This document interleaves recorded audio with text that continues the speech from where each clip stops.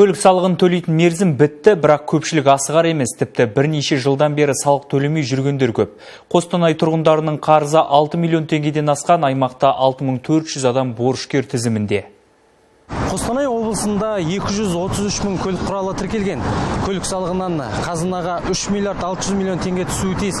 Алайда салықтан жалтарғандар саны азаймай отыр. 29 мың аймақ тұрғыны 600 миллион теңге қарыз. 2025 жылғы 1 сәуірдегі жағдай бойынша 138 мың салық төлеуші өз бетінше 3 миллиард теңгені төледі, яғни 83% төлем болды.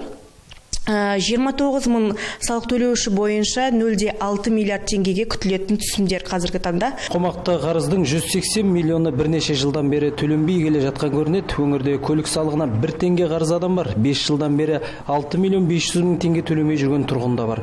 Айбек Жүсіп межелі мерзімге дейін көлік салығын төлей алмағанын айтады. Дәл төлейтін уақыт келген кезде ақша болмай қалады. Сосын кешіктіруге тура келеді.